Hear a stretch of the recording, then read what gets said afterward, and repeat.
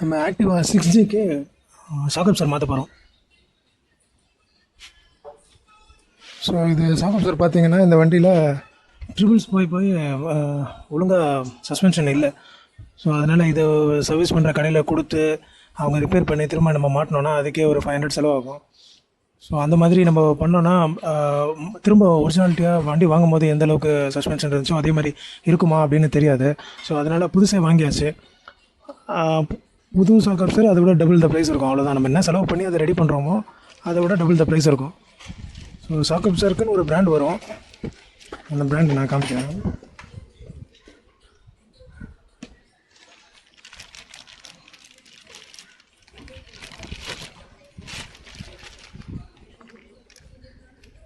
இல்லை எண்டூரன்ஸ்னு போட்டிருக்கு. ஸோ இன்னொரு பிராண்டு நான் பார்த்தேன். இது 2025 மேனுஃபேக்சரிங். இது இன்னொரு பிராண்டு வந்து நான் 24 மேனுஃபேக்சரிங் வேறு ஒரு ஷாப்பில் வாங்கி பார்த்தேன். ஸோ இந்த மாதிரி பேக் ஓப்பனில் இருந்தனால நான் வாங்கலை. அதனால் இன்னொரு ஷாப்பில் போய் ட்ரை பண்ணலான்னு தான் பார்த்து வாங்கினேன். ஸோ அப்படி பார்க்கும்போது எண்டூரன்ஸ் கிடச்சிது. அதில் கேப்ரியல்னு இன்னொரு பிராண்ட் போட்டிருந்துச்சு. ஸோ இது இங்கே கூட மென்ஷன் ஆகிருக்கு பாருங்கள், 21 to 25 அது மேனுஃபேக்சரிங் டேட்டும் போட்டிருக்காங்க.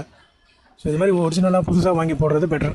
ஏன்னா வண்டியோட வருது நமக்கு ஒரு 5 இயர்ஸில் ஃபால்ட் ஆகுதுன்னா நம்ம வாங்கி போடுறது அதே மாதிரி அட்லீஸ்ட் ஒரு 5 இயர்ஸாவது வரணும். பாருங்கள் அந்த சஸ்பென்ஷன் ஹைட்டு நம்ம கனெக்டிவிட்டி நம்ம செக் பண்ணுவோம்.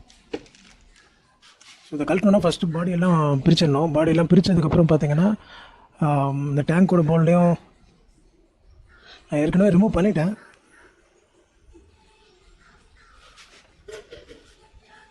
ஸோ இங்கே கொடுத்துருக்காங்க. ஸோ இந்த போல்டு தான் போல இருக்குது.